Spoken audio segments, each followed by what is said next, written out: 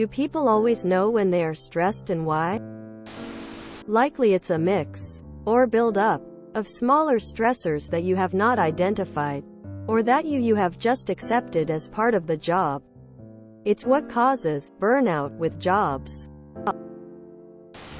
Hey, you're on the path to realizing now. That's ahead of a lot of people. To answer your question, no.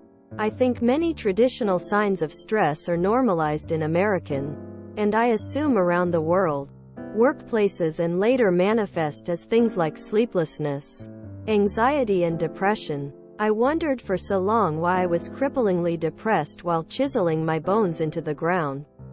With work and school, take care of yourself. If you don't, no one will. I think I used to be stressed without knowing it. At one time I took medication for high blood pressure. Later, my blood pressure dropped and I was taken off medication. But my blood pressure remained near borderline. Since I retired, it dropped further, and now doctors and nurses always tell me my blood pressure is great. The only explanation I can see is that I am under less stress.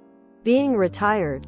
Another thing. For a long time, I was puzzled by the fact that my blood pressure, when measured at my doctor's clinic, was always lower than when I measured it myself with one of those self-service machines that they have in drugstores. This was true even though I tried different machines in different stores.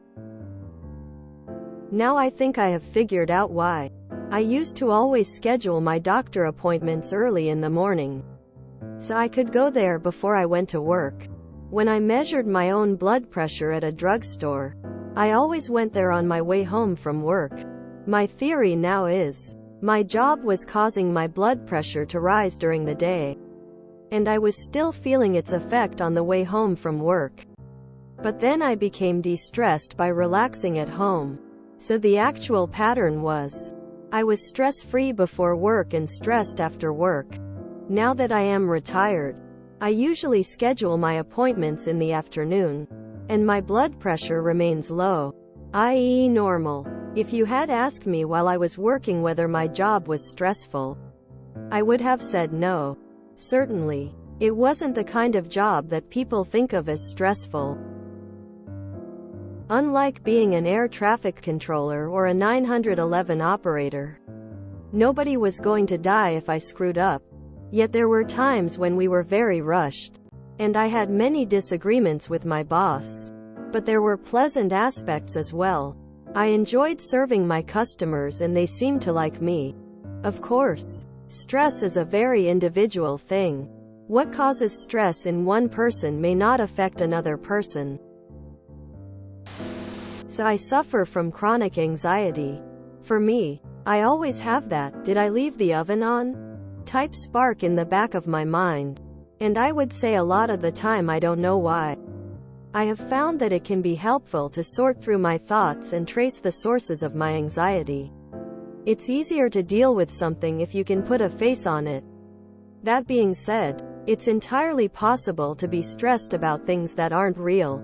I stress myself out all the time over impossible or unlikely scenarios. I get anxious about esoteric things like my place in the world or what I'm going to be doing in 20 years. But if I can get a few tangles out of the knot of my anxiety, say, realize that I'm anxious because I need to make that appointment or pay that bill that I've been putting off, I can deal with the less tangible things that are bothering me. Lol. Not the slowest on the planet maybe.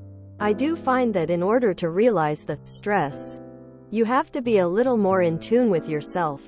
Take a step back and see how you're really feeling. It's tough to realize if you're somebody who is always on the go. I recently realized I was stressed for 3 years when I had a long vacation. Hope that answers your question. From my perspective, personal experience and opinion, you might be experiencing a bit of anxiety. Also, perhaps a midlife crisis? Quote, "It happens every so often after some time period. So no matter the age, I would think that most people go through something of the sorts every 5 years or so. A better example would perhaps be an existential crisis. No matter the numbers associated with age on your birth certificate, we all feel the clock ticking, like gunpowder in an hourglass. It is stressful. Perhaps a new hobby, or maybe even something as simple as trying a new recipe in regards to a passion for cooking. Sometimes communities offer certain classes one can participate in for free or at a reduced rate. Also, not to drawl on too much, community service is rewarding in several different ways. You will give back to the community, meet new people with, sometimes, similar values and experiences. It is fulfilling to help others, if you have the ability and time. Plus, if you're struggling financially, a food bank could help with those stressors. On that point, no one ever feel ashamed to head to your local food bank. It is all donated, most of the time, and if it was not, it would otherwise, most likely, go in the trash, adding to food waste and a good chunk in a landfill somewhere. Also, I enjoy my kitty. She brings me joy. A pet, if in the right mindset and place, isn't such a bad plan. It could help relieve anxiety and give you more purpose in just simply existing. If you're religious, a church is a good route to go. A lot of churches, synagogues, etc., have food banks, and you can also volunteer there while picking up some goodies to feed your family. Ultimately, it is beneficial to everyone in many ways. I love to read myself, but sometimes, I just find myself so busy to be able to do that continuously as an adult. I have a stash of books I've acquired from simply looking around for the right text. Halloween is around the corner. Perhaps plan a little get-together and dress up and hand out candy to the kiddies. Finally, thrift shops are fun. You could find something very unique and valuable, depending on your luck. With that said, good luck. 4-leaf clover. Try to stop thinking so much. It wears you out just like running a marathon. If it is accumulated, people might not notice. I learned what my symptoms are and just drop everything when I notice them and go chill. It's a constant thing at this point. Not always. And not always. Sometimes it is obvious. Oh, people getting fired at work? Maybe I'll get fired. Oh, sometimes it isn't so obvious. And usually it isn't one thing. And can manifest itself in many different ways. For some, the body can twitch for no good reason. Or they'll grit their teeth. Or they'll get constipated. Or they'll have headaches and lethargy. Some people get short-tempered and picky. Others will become emotional. Some end up drinking a lot. There is no one cause or answer. The best options are to practice self-care and to be honest with yourself. Whether that means talking to people, or meditating, or writing down your thoughts. Sometimes you have to express yourself enough to discover that it's not X that is stressing you, but Y and Z. You don't realize that until you work that out, either in your head, or with someone else. I suffer from anxiety, and I definitely don't always recognize when I am in the midst of it. It can be sneaky. I sometimes get anxiety-related heart palpitations without feeling emotionally anxious. Try to make sure your needs are taken care of, with sleep, nutrition, vitamins, and all that. If that doesn't help, maybe a vacation is in order, or a change of jobs. I never know when I'm stressed, only when I'm anxious. I don't have any physical feelings of stress, so I have to look hard at my actions and words and see what they tell me.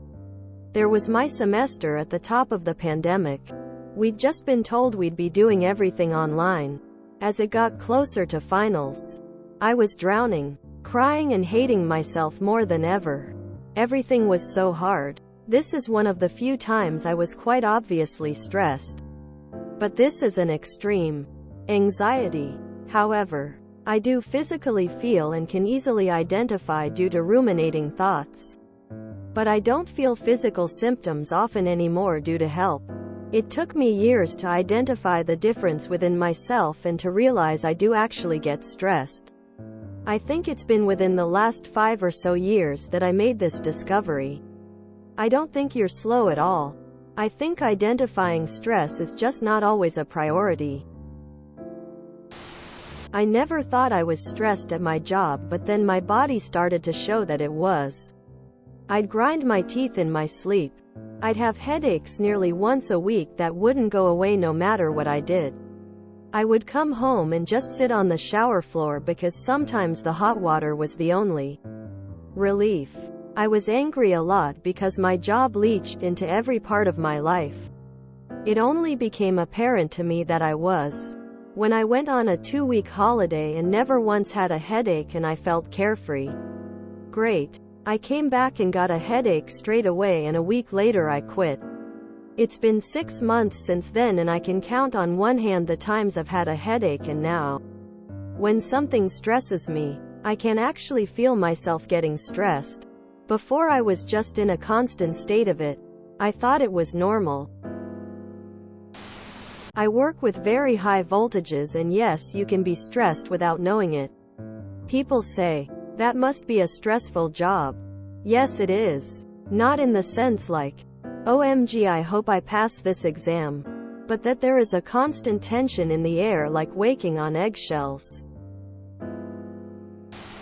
Yeah, I have a hard time listening to my body and tend to write a lot of things off. Also, I have this notion that stress is just high blood pressure and being angry or something, instead of the way I experience it.